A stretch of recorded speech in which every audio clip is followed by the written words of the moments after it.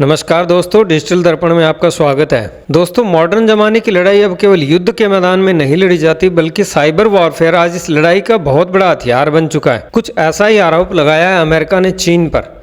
इस पूरे मामले का खुलासा हुआ है एक व्हाइट हाउस मेमो के जरिए, जिसकी जानकारी सबसे पहले रॉयटर्स की रिपोर्ट से सामने आई है। रॉयटर्स यूएसए की एक बड़ी न्यूज एजेंसी है। रॉयटर्स के मुताबिक अमेरिका के व्हाइट हाउस ने एक डीक्लासिफाइड टॉप सीक्रेट मेमो जारी किया है। डीक्लासिफाइड टॉप सीक्रेट उसको बोलते हैं जिसको सार्वजनिक कर दिया जाता है। इस दस्तावेज में अमेरिका ने चीनी टेक दिग्गज अलीबाबा पर गंभीर आरोप लगाए हैं। ऐसा कहा जा रहा है कि अलीबाबा ने चीन की सेना को ऐसी तकनीकी मदद दी जिससे अमेरिका सुरक्षा के लिए खतरा बताया जा रहा है। आपकी जानकारी के लिए बता दूं कि अलीबाबा चीन की एक बहुत बड़ी कंपनी है जो अमेरिका में भी बड़े लेवल पे काम करती है। रिपोर्ट में कहा गया कि अलीबाबा ने कथित तौर पे अमेरिका की संवेदनशील डिजिटल जानकारी तक चीनी सेना की पहुंच आसान बनाई है। मेमो की मुख्य 3 बिंदु है और तीनों ही बेहद खतरनाक है। पहला, गोपनीय डेटा। इसमें शामिल है IP address, wifi data, payment records. America का मानना है कि यह डेटा साइबर जासूसी और डिजिटल अटैक की प्लानिंग में इस्तेमाल किया जा सकता है। दूसरा है जीरो डे नॉलेज ट्रांसफर। दूसरा गंभीर आरोप यह है कि अलीबाबा के कुछ कर्मचारियों पर जीरो डे नॉलेज ट्रांसफर का आरोप है। आइए समझते हैं जीरो डे क्या होता है। कल्पना कीजिए कि आपके घर के ताले में एक ऐसी चाबी है जिसके बारे में ताला बनाने वाली कंपनी को भी नहीं पता। जीरो डे ठीक वैसा ही है। अगर ऐसे बग्स की जानकारी दुश्मन सेना के पास पहुंच जाए तो इससे किसी देश को इतना बड़ा नुकसान पहुंचाया जा सकता है जिसकी कल्पना भी नहीं की जा सकती। उदाहरण के तौर पे पावर ग्रिड सिस्टम,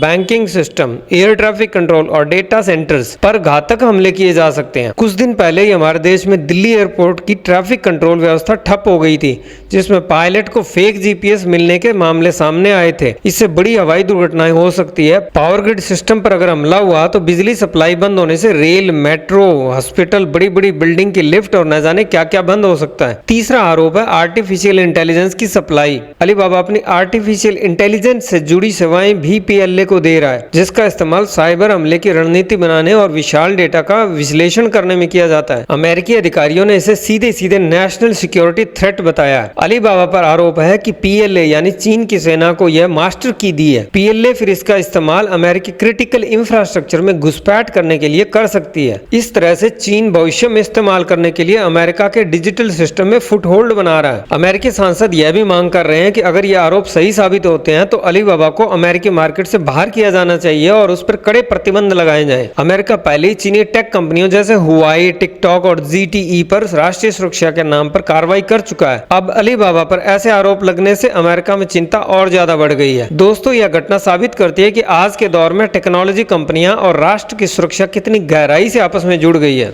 सबसे बड़ा सवाल यह आता है कि अमेरिका उसे तुरंत बाहर क्यों नहीं निकाल सकता। इसका मुख्य कारण यह है कि अलीबाबा की जड़ें अमेरिकी अर्थव्यवस्था और वित्तीय बाजारों में बहुत गहरी है, जिसे उखाड़ने से अमेरिका को ही बड़ा नुकसान होगा। अलीबाबा न्यूयॉर्क स्टॉक एक्सचेंज पर लिस्टेड है और लाखों अमेरिकी नागरिकों के पेंशन फंड और म्यूचुअल फंड में इसके शेयर शामिल है। अगर अमेरिका इसे सीधे बैन करता है या डीलिस्ट करता है तो इससे अमेरिकी निवेशकों को भारी वित्तीय नुकसान होगा।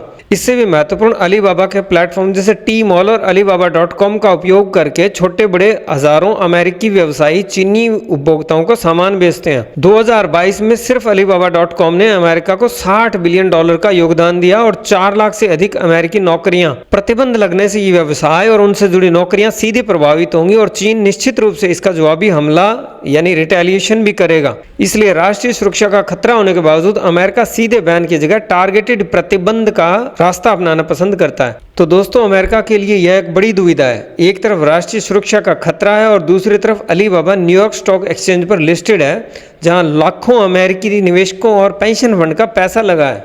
दोस्तों, आज के विश्लेषण से एक गंभीर सवाल उठता है। अगर चीन की कंपनियां अमेरिका जैसे एक एडवांस्ड और टॉप सीक्रेट अर्थव्यवस्था वाले देश से भी डेटा और गोपनीय जानकारी चुरा कर अपनी सेना यानी पीएलए को दे सकता है, तो हमारा देश भारत इस पूरे मामले में कहां ठहरता है। क्या भारत ने जो ऐप्स पर प्रतिबंध लगाए हैं और जो रक्षात्मक उपाय किए हैं वे चीन के स्टेट स्पॉन्सर्ड साइबर युद्ध की तैयारी के सामने काफी है? ये चिंता का विषय है। अगर आप चाहते हैं कि हम भारत की साइबर सुरक्षा, चीन के खतरों पर भी ऐसा गहन विश्लेषण लेकर आए तो कमेंट में यस लिखें और चैनल को सब्सक्राइब करना न भूलें। मिलते हैं अगले वीडियो में। धन्यवाद।